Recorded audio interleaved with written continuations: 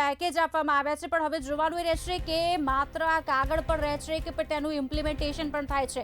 બજેટમાં મધ્યમ વર્ગને મોદી સરકારે મોટી ભેટ આપી છે. 12 લાખ સુધીની આવક પર કોઈ ટેક્સ નથી. આગામી 6 વર્ષ મસૂર, તુવેર જેવા કઠોળનું ઉત્પાદન વધારવા પર ધ્યાન કેન્દ્રિત કરવામાં આવશે તેવું પણ કહેવામાં આવ્યું છે. કિસાન ક્રેડિટ કાર્ડ પર લોન મર્યાદા 3 લાખથી વધારીને 5 લાખ રૂપિયા કરવામાં આવશે. બિહારમાં મખાના બોર્ડની રચના કરવામાં આવશે, ત્યારે તેનાથી જ નાના ખેડૂતો અને વેપારીઓને પણ ફાયદો થશે. જો કે એક તરફ 20 લાખથી 24 લાખની પણ વાત કરવામાં આવી છે, ઇન્કમ ટેક્સની વાત કરવામાં આવી છે. બજેટમાં મધ્યમ વર્ગને ધ્યાનમાં રાખવામાં આવ્યું છે. અબકી બાર 12 લાખને પાર તેવું પણ હાલ બોલાઈ રહ્યું છે. મિડલ ક્લાસ પર લક્ષ્મીજીની કૃપા વરસશે, પણ લાગી તો રહ્યું છે કે બિહાર પર વરસી હોય. બિહારને અત્યારે ચૂંટણીનું ધ્યાનમાં રાખીને જ આ બજેટ કરાયું હોય તેવા પણ ક્યાંક દ્રશ્યો સર્જાયા છે. લાખ રૂપિયા સુધી કોઈ ટેક્સ નહીં. આવકવેરામાં આવક બતાવવામાં આવી છે અને ટેક્સમાં અત્યારે હાલ રાહત બતાવવામાં આવી છે.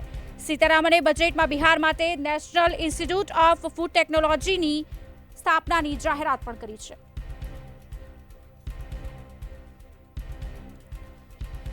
હાલ આ જ અંગે ચર્ચા કરીશું ને સ્ટુડિયોમાં હાલ ઉપસ્થિત છે મંતવ્ય ન્યૂઝના એસોસિએટ એડિટર પ્રફુલ્લભાઈ ત્રિવેદી, બીજેપીમાંથી કપિલભાઈ ખત્રી છે, પલ્લવી આચાર્ય જે ઇકોનોમિસ્ટ છે, અને સાથે સિદ્ધાર્થભાઈ ભટ્ટ ઇકોનોમિસ્ટ અત્યારે હાલ જોડાયા છે. શરૂઆત ઇકોનોમિસ્ટથી જ કરીશું, તેમની પાસેથી જાણવાની જ કોશિશ કરીશું. સિદ્ધાર્થભાઈ, શું કહેવું છે આપનું? આ જે બજેટ આવ્યું છે, કેટલો ડિફરન્સ લાગી રહ્યો છે ગયા વર્ષના અને આ વર્ષના બજેટમાં, અને હાલ મધ્યમ વર્ગનું કેટલું ધ્યાન રાખવામાં આવ્યું છે? નિરંતર ચાલતી પ્રક્રિયા છે અને આ વખતનું બજેટ એ ગયા વખતના બજેટનું એક્સટેન્શન છે. નવી આપને અટકાવવા માંગીશ. પહેલા આ જોઈ લે કે 4 લાખ સુધી નીલ, 4 થી 8 લાખ સુધી 5% અને 8 થી 12 લાખ સુધી 10%ની વાત કરવામાં આવી છે. કર માળખું 2025 નું જોઈ લે, 12 થી 16 લાખ 15%, 16 થી 20 લાખ 20% અને 20 થી 24 લાખ 25%. સાથે જ જ્યારે બજેટનું કર માળખું એટલે કે નવી પદ્ધતિ સામે આવી છે, રજૂ કરવામાં આવી છે, તેની ઉપર ધ્યાન દોરવા જેવી વાત કહી શકાય. 4 લાખ સુધી નીલ બોલવામાં આવી રહ્યું છે, એટલે કે કોઈ ટેક્સ નહીં. 4 થી 8 લાખ સુધી 5%, જ્યારે 12 થી 16 લાખ પર 15%, 16 થી 20 લાખ પર 20% અને 20 થી 24 લાખ પર 25%. જ્યારે ગયા વર્ષે 15 લાખથી વધુની ઉપર 30% હતું. નવી પદ્ધતિ અત્યારે હાલ જાહેર કરવામાં આવી છે, જેમાં ગયા વર્ષમાં 3 લાખ સુધી નીલ હતું અને ત્યારબાદ 5, 10, 15, 20 અને 30 તે પ્રમાણે હતું. અત્યારે હાલ 20 થી 24 સુધી 25% દર્શાવવામાં આવ્યું છે. સીધા ડિસ્કશન તરફ આગળ વધીશું. સિદ્ધાર્થભાઈ, આપની વાત અધૂરી હતી, તે પૂરી કરીશું. એક વિકાસ નિરંતર ચાલતી પ્રક્રિયા છે અને આ વખતનું જે અંદાજપત્ર રજૂ કરવામાં આવ્યું એ એનું એક્સટેન્શન કહી શકાય. હવે એને આપણે મેક્રો એનાલિસિસ કરીએ અને પછી માઇક્રો ઉપર આવીશું. તો આ વખતે આપણે એવું કહી શકાય કે ડુંગળી, લસણ અને પોપકોર્ન જેમાંથી બને છે એવું મકાઈનું ધ્યાન રાખવામાં આવ્યું છે. કારણ કે ખેડૂતોને ફૂડ પ્રોસેસિંગ સેક્ટરના સેન્ટર ઓફ એક્સલન્સ સ્થાપવાની વાત કરવામાં આવી છે, એગ્રી ઝોન બનાવવાની વાત કરવામાં આવી છે. એટલે સરકારની પ્રતિબદ્ધતા બતાવે છે, કેટલા કમિટેડ છે કે ફાર્મરની ડબલ ઇન્કમ થાય. એટલે આ બહુ પોઝિટિવ પાસું કહી શકાય. સાથે સાથે જે ખાતર આપણે ઇમ્પોર્ટ કરતા હતા, ફર્ટિલાઇઝર ઇમ્પોર્ટ કરતા હતા, તો એમાં પણ આપણે આત્મનિર્ભર બનવાની વાત કરવામાં આવી. એટલે જે બંધ પડેલા યુનિટો હતા એને પાછા સરકારી યુનિટો ધમધમતા કરવાની વાત છે. એટલે એ પણ એક આવકારદાયક પગલું કહી શકાય. લોકોને એક અપેક્ષા હતી કે શું પેટ્રોલિયમ પ્રોડક્ટને એક્સાઇઝમાંથી બાદ કરવામાં આવશે કે કેમ, તો એમાં આપણે નિરાશ થયા છે. પેટ્રોલિયમ પ્રોડક્ટ ઉપર કશો ચેન્જ નથી આવ્યો. યુવાનો માટે જે વાત કરવામાં આવી કે સ્કિલ ડેવલપમેન્ટ સેન્ટર, તો એ વેલકમ સ્ટેપ કહેવાય. કારણ કે આપણો ભારત દેશ 150 કરોડની વસ્તી, એમાંથી અડધો વસ્તી યુવાઓની વસ્તી છે. એટલે યુવાઓને હર હાથ કો કામ, તો એના માટે નાનપણથી જ જ્યારે એનામાં ઉદ્યોગ સાહસિકતાના બીજા રોપણ થાય અટલ ટિંકરિંગ લેબથી, તો મોટો થઈને એ સ્ટાર્ટઅપ ઇન્ક્યુબેશન સેન્ટરમાં જાય અને ભવિષ્યનું MSME કે મલ્ટીનેશનલ કંપની બનાવી શકે. એટલે એક બહુ એ સકારાત્મક પાસું કહી શકાય. કારણ કે સરકાર દરેકને નોકરી આપી ના શકે. એ એનાલિસિસ કયા આધારે આપણે કહી શકાય, તો આપણે જોતા હશું કે આજકાલ ગીગ ઇકોનોમીનો જમાનો પુષ્કળ છે. એટલે કે Ola, Uber, Zomato, Swiggy, Flipkart, Amazon એ બધા જે હોમ ડિલિવરી કરવા આવે છે ને, તો એ પોતાનું વાહન હોય છે, પોતાની ગાડી હોય છે, પોતાની બાઇક હોય છે. અને આ બધા સ્ટાર્ટઅપ કંપનીઓ એમની ખાલી મોબાઈલ અને એપ્લિકેશન જ હોય છે. એટલે એ જે રોજિંદો વ્યવસાય કરે છે, રોજિંદા કામદારો, એ કંપનીના કર્મચારી ના કહેવાય. તો એમની સુરક્ષાનું શું? તો આ વખતના બજેટમાં એમની હેલ્થનું, ઇન્સ્યોરન્સનું ધ્યાન રાખવામાં આવ્યું છે અને એમને વીમા સાથે સાંકળી લેવામાં આવ્યા છે. 1 કરોડ કર્મચારીઓ ગીગ ઇકોનોમીમાં છે એવું નાણામંત્રી ખુદ બોલ્યા છે. એનો મતલબ એવો થાય છે કે 1 કરોડ લોકો જોડે પરમેનન્ટ નોકરી નથી, ટેમ્પરરી નોકરી છે, રોજિંદી નોકરી છે. એટલે જ્યારે એનું સ્કૂટરનું પૈડું ચાલે તો એને 2 પૈસા મળશે અને સ્કૂટરનું પૈડું બંધ થાય તો એને રોજી નહીં મળે. બીજો પર્સપેક્ટિવથી આપણે જોઈએ તો નાણામંત્રીએ વાત કરી કે ઇન્કમ ટેક્સમાં ધરમૂળથી ફેરફાર કરવામાં આવશે. જેવી રીતે ઇન્ડિયન પિનલ કોડમાં ચેન્જીસ આવ્યા તો 20-25% મોડિફિકેશન થયું, તો એવી જ રીતે આવનારા સમયમાં ઇન્કમ ટેક્સમાં ચેન્જીસ કરવામાં આવશે. એટલે બહુ મોટી જાહેરાતો ઇન્કમ ટેક્સમાં નથી કરી, ખાલી કે 12 લાખ સુધી જો કોઈ આવક હોય તો એ લોકોને કોઈ પણ પ્રકારનો ટેક્સ ભરવામાં નહીં આવે. હવે ખાટલે મોટી ખોટ નહીં ભરવામાં આવે એવું છે કે પ્લાનિંગ કરે તો નહીં ભરવામાં આવે. કારણ કે 4 લાખ ને 4 થી 8 લાખ ને 8 થી 12 લાખ ને સ્લેબો બતાવ્યા, એનો આપણા સામાન્ય દર્શકો સમજી શકે એ ટર્મિનોલોજીમાં કહો તો. આપણે ભારત દેશમાં અત્યારે 2 સિસ્ટમો ચાલે છે કે એક ઇન્કમ ટેક્સનું નવું કર માળખું અને એક ઇન્કમ ટેક્સનું જૂનું કર માળખું. એટલે આપણી જોડે 2 ઓપ્શન હોય છે આપણે કઈ સ્કીમમાં જવું. જો નવી સ્કીમમાં જઈએ તો ગયા વખતે 7 લાખ સુધીની મારી આવક હોય તો એ 7 લાખ સુધી કોઈ મને ટેક્સ ભરવા પાત્ર થતો નથી. પરંતુ આપણી જોડેથી શું લઈ લીધું હતું કે તમે LICનું પ્રીમિયમ ભરો તો એ તમને બાદ ના મળે, મેડિક્લેમ ભરો, મેડિકલ ઇન્સ્યોરન્સ એ બાદ ના મળે. 7 લાખ એટલે 7 લાખ, એમાં ફક્ત સ્ટાન્ડર્ડ ડિડક્શન 50,000નું હતું. હવે એ 7 લાખના 12 લાખ કરવામાં આવ્યા છે. એટલે કે મારી આવક 12 લાખ સુધીની હોય તો એની ઉપર નવી સ્કીમમાં કોઈ ટેક્સ ભરવાનો નહીં આવે. પરંતુ શરત એટલી છે, જે હું ATCમાં ઇન્વેસ્ટમેન્ટ કરતો હતો એ મને બાદ નહીં મળે. એ મને લાભાલાભ કરપાત્ર આવકના લાભ જોતા હોય તો મારે જૂની સ્કીમમાં જવું પડે, જે 3 લાખના 4 લાખ કર્યા છે. એટલે એ તમારે નાણાકીય સલાહકાર સાથે બેસીને કે હું નવી સ્કીમમાં જાઉં કે જૂની સ્કીમમાં જાઉં એનો નિર્ણય આ વખતે માર્ચ પછી તમારે કરવો પડશે. એટલે ઇન્કમ ટેક્સમાં આ એક ચેન્જ આવ્યો. હવે ઇન્કમ ટેક્સની વાત કરીએ તો નાણામંત્રીએ એવું કીધું કે 1 લાખ કરોડ અમે વેવ ઓફ કરી દીધા છે. એટલે કે ઇન્કમ ટેક્સનો સ્લેબ જે 7 લાખથી 12 લાખ કર્યો ને, એટલે એવું માને છે કે બધા કરદાતાઓ હવે નવી સ્કીમમાં જશે. એનાથી સરકારી તિજોરીમાં 1 લાખ કરોડની ખોટ પડશે. આપણા દેશમાં 150 કરોડમાંથી ઇન્કમ ટેક્સ રિટર્ન ભરવાવાળા હાર્ડલી 10% લોકો છે. ઇન્કમ ટેક્સ રિટર્ન ભરે છે એમાંથી ટેક્સ પેમેન્ટ કેટલા ટકા કરે છે? તો એ હાર્ડલી એ 10%માંથી પ્રોપોર્શનેટ કરીએ તો દેશની વસ્તીના 5 થી 7% લોકો ઇન્કમ ટેક્સ ભરે છે. એટલે કે 90% લોકો ઇન્કમ ટેક્સ રિટર્ન ભરતા નથી. GST આ બજેટમાં આવે નહીં, કારણ કે એ નિર્ણય GST કાઉન્સિલ રહે. એટલે ક્યાંક ને ક્યાંક એવો સૂર મને એવું લાગે છે કે આની ઇમ્પેક્ટ આગળ જતાં જે ઉચ્ચ આવક ધરાવનાર વર્ગ હશે, જે લોકોની આવક 15 લાખથી ઉપરની છે કે 20 લાખથી ઉપરની છે, તો એ લોકો એવું વિચારશે કે અમે શું ગુનો કર્યો હતો કે અમારી જોડેથી તમે 25% ઇન્કમ ટેક્સ લો છો અને 12%થી ઓછી આવકવાળા જોડે ઇન્કમ ટેક્સ નથી લેતા. એટલે ક્યાંક ને ક્યાંક વિદેશ ગમનની પ્રવૃત્તિ વધશે કે કેમ, એ ઇમ્પેક્ટ રહેશે. બીજું MSME માટે આવકારદાયક પગલું એ ભરવામાં આવ્યું છે કે ક્લસ્ટર ડેવલપમેન્ટ સ્કીમ કરવામાં આવી છે, જેથી કરીને MSME લઘુ અને મધ્યમ ઉદ્યોગોને ઈંધણ મળશે. ગિફ્ટ સિટીનો આ વખતના બજેટમાં ઉલ્લેખ કરવામાં નથી આવ્યો. નહીતર એક એવી આશા હતી કે ગ્લોબલ કેપેબિલિટી સેન્ટરમાં ટેક્સ બેનિફિટ મળે તો વિશ્વની મોટી મહાકાય કંપનીઓ એમનું રિસર્ચ એન્ડ ડેવલપમેન્ટ સેન્ટરો આપણા ઇન્ડિયા, ભારતમાં અને ખાસ કરીને ગુજરાતમાં નાખી શકે. હવે એ અલગ વિષય છે. બીજું ફોકસ ધ્યાન ઉપર આવ્યું છે કે આપણા ગુજરાતના જે દરિયાકાંઠાના વિસ્તારો છે, વેરાવળ છે, પોરબંદર છે કે સુરત છે કે ભાવનગર છે, તો એમણે શિપ મેન્યુફેક્ચરિંગ, શિપ બિલ્ડિંગ અને શિપ બ્રેકિંગ એટલે કે હોડકા અને શિપ બનાવવાની, વાહન જહાજો અને એને તોડવાની પ્રવૃત્તિને વેગ આપવામાં આવ્યો છે. કારણ કે ભારતને પાકિસ્તાન અને બાંગ્લાદેશથી મોટી કોમ્પિટિશન નડતી હતી. તો સરકારે, કેન્દ્ર સરકારે આ બજેટ ઉપરથી એવું લાગે છે કે એ ઇન્ડસ્ટ્રીને જીવતી કરવાનો પ્રયત્ન કરી રહ્યા છે.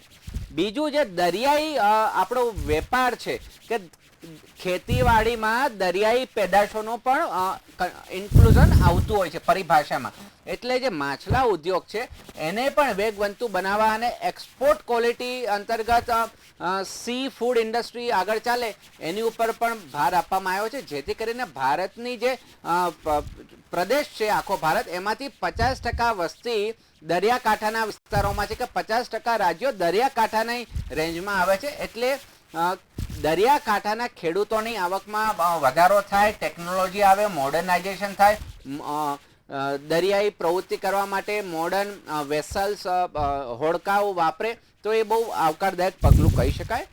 ફિસ્કલ ડેફિસિટ, જેવી રીતે આપણા લોકોનું દેવું હોય છે, પર્સનલ દેવું હોય છે, લોન લઈએ છીએ, એવી રીતે સરકારનું પણ લોન હોય છે. તો જ્યારે ઇન્કમ ટેક્સમાં કટોતી કરવામાં આવી છે તો બટ ઓબ્વિયસ છે કે બજેટનું કદ વધ્યું છે, 45 લાખ કરોડથી વધ્યું છે. તો એ જે શોર્ટફોલ પડ્યો તો સરકાર આવક ક્યાંથી ઊભી કરશે?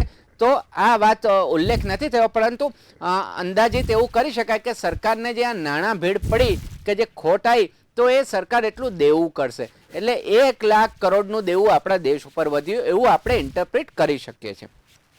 ઇન્ડસ્ટ્રીની વાત કરવામાં આવી તો પ્રોડક્શન લિંક ઇન્સેન્ટિવ જે છે એને ચાલુ જ રાખવામાં આવ્યું છે, એને એક્સટેન્શન આપવામાં આવ્યું છે. એટલે આપણું ઓટોમોબાઈલ સેક્ટર છે, ફાર્માસ્યુટિકલ સેક્ટર છે, ટેક્સટાઇલ સેક્ટર છે, લેધર ઇન્ડસ્ટ્રી છે, તો એની માટે જે પદ્ધતિઓ ચાલે છે, જે સ્કીમો ચાલે છે, એમાં એ ચાલતી રહેવાની છે. હેલ્થ કેરની વાત કરવામાં આવી તો આજકાલની આપણા જીવનશૈલીથી કેન્સરે ભરડો લીધો છે. તો એની માટે આ આવકારદાયક પગલું છે કે કેન્સર એ એવી બીમારી છે કે લોકોની આખા મરણ મૂડી એમાં ખર્ચાઈ જતી હોય છે અને એ દવાઓ આપણે અહીં નથી બનાવી શકતા, ઇમ્પોર્ટ કરવી પડે છે. તો એની માટે કસ્ટમ ડ્યુટીમાં રાહત આપી જે ઇમ્પોર્ટ કરીએ દવાઓ, મેડિસિન, ઇક્વિપમેન્ટ, તો એ બહુ વેલકમ પગલું કહી શકાય. ચોક્કસથી પલ્લવીબેન, આપનું શું કહેવું છે? પ્રતિક્રિયા આપને લઈશું. આ વખતનું મને બજેટ થોડું ઘણું વ્યવસ્થિત લાગ્યું. વ્યવસ્થિત એટલા માટે કે એણે થોડું મધ્યમ વર્ગ ઉપર ધ્યાન આપ્યું. સેકન્ડ કે બહુ જે બી ડિસિઝન લીધેલા છે એ બહુ થોડા દીર્ઘ દ્રષ્ટિવાળા ડિસિઝન છે એમ કહી શકાય. ભલે અત્યારે એનો કોઈ ડાયરેક્ટ બેનિફિટ બહુ ઓછો થઈ રહ્યો છે, પણ એટલીસ્ટ એવું લાગી રહ્યું છે કે 5 વર્ષ પછી અથવા તો નેક્સ્ટ જનરેશન, આપણા પછીનું, મારા પછીનું જે જનરેશન છે એને આ બધા જે સ્ટેપ લીધા છે અત્યારે એ ભવિષ્યમાં ખરેખર ઉપયોગી થઈ શકે. પણ હું તમને એક વસ્તુ ચોક્કસ કહીશ કે જે 2 પ્રકારના ટેક્સ આપણી પર હોય છે, ડાયરેક્ટ ટેક્સ અને ઇનડાયરેક્ટ ટેક્સ. એમાં ડાયરેક્ટ ટેક્સમાં 12 લાખ સુધીનું જે ડિડક્શન આપ્યા સિદ્ધાર્થભાઈ, બહુ જ સરસ સમજાયું આપણા જે શ્રોતાજનો છે એને, કે અત્યારે તરત જ મારા મોબાઈલ પર છોકરાનો મેસેજ આવ્યો કે મમ્મી 12 લાખ સુધીનો ટેક્સમાં તમારે ટેક્સ નહીં ભરવો પડે. હવે આ જે 2 સ્ટ્રક્ચર છે એ કઈ રીતે ઇમ્પ્લિમેન્ટ થશે, કેટલો એની પર ટેક્સ આવશે, એ બધું એને યંગ જનરેશનને સમજાવવું પડશે. એટલે સુધી એવું નથી કે 12 લાખ સુધી કશું જ નહીં આવે. પ્લસ સેકન્ડ થિંગ કે આપણે લોકો ઇનડાયરેક્ટ ટેક્સ એટલો બધો ભરીએ છીએ કે ડાયરેક્ટ ટેક્સ ખરેખર ભરવાની કોઈ જરૂર જ નથી. જે મધ્યમ વર્ગ છે એ લોકો ડાયરેક્ટ ટેક્સ, હું તો કહું છું કે 110% એવું કોઈ કરવું જોઈએ કે જે અત્યારે બહુ સારું સ્ટેપ લીધું કે 12 લાખ એટલે મહિનાની 1 લાખ રૂપિયાની તમે ઇન્કમ ગણો જી, તો મહિનાની 1 લાખ સુધીનું એક્ઝામ્પટેડ મળી શકે. તો ખરેખર બહુ સારું કર્યું કે 12 લાખ સુધીની જે ઇન્કમ આપી ટેક્સને એક્ઝામ્પટેડ કર્યો. હવે ઇનડાયરેક્ટ ટેક્સ માટે જો જોવા જઈએ તો આજે તમે સવારે ઉઠો છો ત્યારથી માંડી બ્રશ કરો એની ઉપર ઇનડાયરેક્ટ ટેક્સ છે, રાતના સુવો છો ત્યાં સુધી ઇનડાયરેક્ટ ટેક્સ છે. એટલીસ્ટ દિવસમાં હું ટેક્સ ઓલરેડી પે કરું છું. એટલે આ વસ્તુ ખરેખર આવકારદાયક છે કે થોડું બજેટ મને એવું લાગ્યું કે ના સકારાત્મક રિઝલ્ટ ચોક્કસ આપશે. જી, પલ્લવીબેન આપની પાસે આવીશ. પ્રફુલભાઈ, આપ શું કહેવા માંગો છો? કારણ કે બજેટ રજૂ થઈ ચૂક્યું છે. ગયા વર્ષના બજેટમાં અને અત્યારના બજેટમાં જોવા જઈએ તો કેટલો ડિફરન્સ જોવા મળી રહ્યો છે. મધ્યમ વર્ગ માટે અમુક જાહેરાતો કરવામાં આવી છે, પણ ઇમ્પ્લિમેન્ટેશન થશે ખરું કે પછી કાગળ પૂરતું જ રહેશે? જ્યારે પણ બજેટ જાહેર થાય છે ત્યારે તમામ લોકોને અપેક્ષાઓ હોય છે કે અમને કંઈક રાહત મળે. પરંતુ જ્યારે બજેટ જાહેર થાય છે ત્યારે એ ચિથરે વીટા રતન જેવું હોય છે. કારણ કે જ્યારે તમે ચિથરું ખોલો, એ ચિથરું એટલે કપડું, એ ખોલો ત્યારે ખબર પડે કે અંદર ખરેખર રત્ન જ છે કે કોઈ પથ્થર છે રૂપાળો દેખાતો. એ રીતે બજેટમાં ઘણી વખત ઉપરથી દેખાતી રૂપાળી જાહેરાત જ્યારે ઊંડા ઉતરો ત્યારે કંઈક બીજું જ નીકળતું હોય છે. એટલે આ ચિત્રીય વીટું રતન આજે આપણે સામે જે જાહેર થયું છે એની જો ઉપર છેલ્લી આપણે દ્રષ્ટિએ જોઈએ તો ઘણી બધી રાહતો જાહેર કરી છે. એમણે ખેડૂતો અંગે એક સારી વાતો કરી છે. એ જ રીતે યુવા અને મહિલાઓ અને બીજું જે ગઈકાલે વડાપ્રધાનશ્રીએ કહ્યું હતું કે ગરીબો અને મધ્યમ વર્ગ ઉપર મહાલક્ષ્મીની કૃપા થાય, એ કૃપા કરવાનો પ્રયત્ન એમણે કર્યો છે. ગઈકાલે એમણે થોડું આજે આપણને ઇન્ડિકેશન આપ્યું હતું, એ ફૂલફિલ થાય એ માટે એમણે આજે જે બજેટમાં કહ્યું, જે ઇન્કમ ટેક્સની મર્યાદા વધારવાની લોકોની અપેક્ષા હતી એ અત્યારે તો આપણને દેખાય છે કે ચોક્કસપણે એક સારી વસ્તુ છે કે 12 લાખ સુધી એ સ્લેબ લઈ ગયા છે. જૂની ને નવી બે પદ્ધતિ છે જે સિદ્ધાર્થભાઈએ વ્યવસ્થિત રીતે ઊંડાણથી સમજાવી. એ કઈ યોજનામાં જવાથી લાભ થાય એ તો તમારે ચાર્ટર્ડ એકાઉન્ટન્ટને પૂછવું જ પડે. હવે જે ખેતીની અંદર આત્મનિર્ભરતાની વાત કરી, કઠોળના ઉત્પાદનમાં આત્મનિર્ભરતાની વાત કરી, વણકરોના જે આપણો જે કપડું છે એ કપડાના ને ઉત્પાદનને પ્રોત્સાહન મળે એવી જે હાથવણાટના કાપડ ઉપર જે રાહતો જાહેર કરીને સસ્તા થશે, મોબાઈલ ફોન સસ્તા થશે, પછી ઈવી બેટરી સસ્તા થાય છે અને એવી બેટરી સસ્તી થશે એટલે ઈવી વાહનો પણ સસ્તા થશે કે જેના પર એક ફોકસ છે કે પોલ્યુશન જે દેશની અંદર વધી રહ્યું છે એ આડકતરી રીતે કાબૂમાં આવે એટલે ઈવી વાહનો પણ સસ્તા થશે. આ બધી જે વાતો કરી છે એમાં સૌથી ધ્યાન દોરે એવી બે બાબતો છે કે એક તો ખેડૂત અને એક યુવાન. ખેડૂતમાં જે એમણે કઠોળ ઉત્પાદન માટે આત્મનિર્ભર બનવાની વાત કરી છે, પછી 100 જિલ્લાઓની અંદર ધન ધાન્ય યોજનાની જે વાત કરી છે, પછી એગ્રીકલ્ચર ની અંદર 1.7 કરોડ ખેડૂતોને લાભ આપવાની વાત કરી છે. એટલે ખેડૂતોને લાભ આપવાની જે વાત કરી છે, કારણ કે ખેડૂતો છેલ્લા 3 વર્ષથી જાતના આંદોલનો કરી રહ્યા છે, ખેડૂતોમાં અસંતોષ છે, ખેડૂતોને પોષણક્ષમ ભાવો નથી મળતા, MSP લાગુ નથી પડતી, મિનિમમ સપોર્ટ પ્રાઇસ, આ બધાની સામે જે આંદોલનો ચાલી રહ્યા છે એટલે એ તરફ પણ સરકારનું ધ્યાન ગયું છે. અને ખેડૂત સુખી, કારણ કે અત્યારે આજે પણ આપણે 60 થી 65% ગ્રામ વિસ્તારની અંદર ખેતી ઉપર નભતો વર્ગ છે. કેટલાક ખેડૂતો છે, કેટલાક ખેત મજૂરો છે, પરંતુ આજે પણ તમે GDPની વાત કરો તો કોરોનાની અંદર GDP ખેતીના કારણે જ આપણો જળવાઈ રહ્યો હતો. એટલે ખેતી છે એ આપણો એકદમ મહત્ત્વનો જે ઉદ્યોગ છે એ ખેતી ઉપર એમણે થોડું ધ્યાન આપ્યું છે, એ પણ એક સારી વાત છે.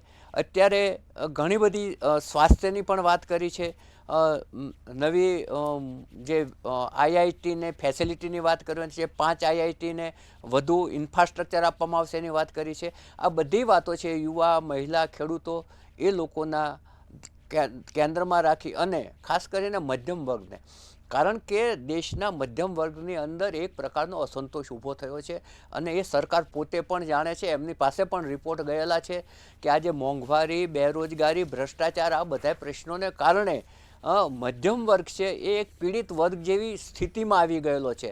કારણ કે એક તરફ મંદી છે, આજે યુક્રેન અને રશિયાનું યુદ્ધ ચાલે છે, બીજા યુદ્ધો જે ચાલે છે ઈરાનને એને કારણે, ઇઝરાયલના, એને કારણે આખી એક જે વૈશ્વિક મંદી થઈ છે એની અસર ભારતમાં પણ દેખાઈ રહી છે. એક તરફ મંદી છે, એક તરફ મોંઘવારી છે, બે પડ વચ્ચે મધ્યમ વર્ગ છે એ પીસાઈ રહ્યો છે. એને રાહત આપવાની જે વાત કરી છે એ ચોક્કસપણે આવકાર્ય બનશે, પરંતુ એ જ્યારે માણસની થાળીમાં જે આવે છે એ કેટલી સસ્તી થાય છે કે કેટલી મોંઘી થાય છે એ તો આવતીકાલે કે પરમ દિવસે જ્યારે આનું એનાલિસિસ થશે ત્યારે આપણને ખબર પડશે. અત્યારે બજેટના જો તમે ઉપર છેલ્લી રીતે જુઓ તો ફૂલ ગુલાબી છે.